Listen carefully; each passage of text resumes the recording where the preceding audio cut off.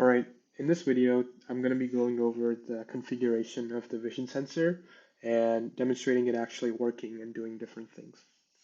So first off, we need to turn off the robot and plug in the micro USB cable into the camera and not the brain. This is very important because this is the only way that you can actually configure the vision sensor. So after you have your micro USB cable plugged into your camera, what you are going to do is go into VEX V5, and here are the steps you need to follow.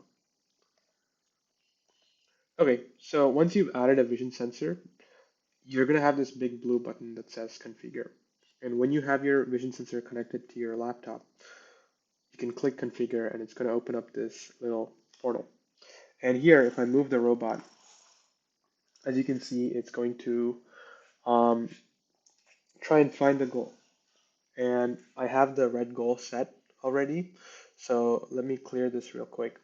And this is what you guys should be seeing.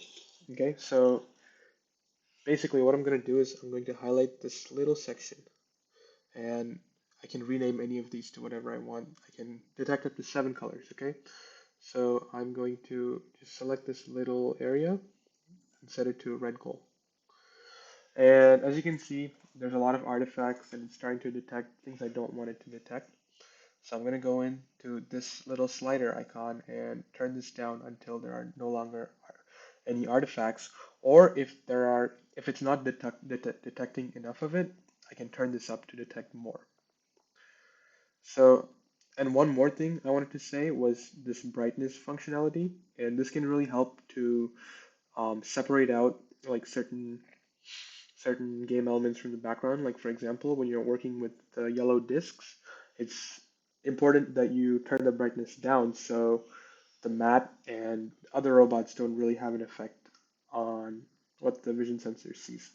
So once I have the red goal set, as you can see, the camera is gonna try and automatically find where these red pixels are and highlight it.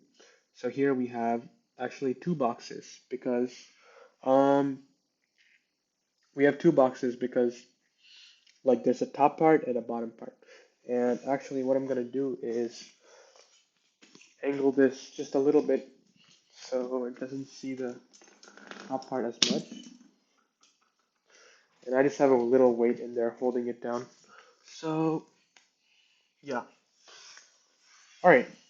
So now is the cool part. So if I turn the robot to any other direction other than directly facing the goal, you know that it's not centered. And this center point, or this the center of this little box relative to the center of the camera can be easily found. So the algorithm we discussed in the last video, that's simply going to turn the robot until it's in the center. And similarly, if the robot is really close to the goal, the box appears to be bigger than if it is really far away. And so we can use this to our advantage as well, and use that to figure out the distance from the goal itself. So once I've configured this, I'm going to press close, click done on this, and now I can actually unplug my micro USB cable and go to the part of the code where um, it actually finds the goal. So now I'm going to turn on the brain and the controller.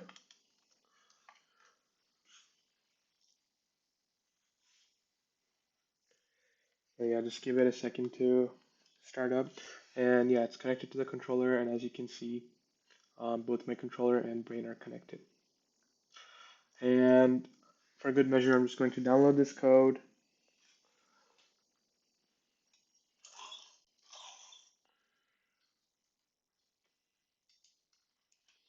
And this vision sensor appears to be having, oh,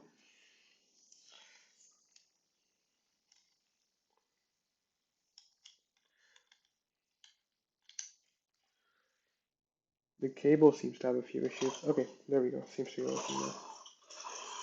All right. So if you see this purple light, that's a good sign. Okay, so I'm going to run this program, and as you can see, if I hold this down, it's going to go near and lock onto it. So let me show the camera real quick. Okay, so if I move the robot to the side a little bit, and all I'm going to do is push down one button, it's going to align itself to perfectly be in position to shoot. So even if I turn a little bit like that, or let's say I'm actually too close, right? What happens if I press? So it's going to go backward and then align itself. So it's really cool, very helpful when you want to not waste your time trying to get that perfect alignment.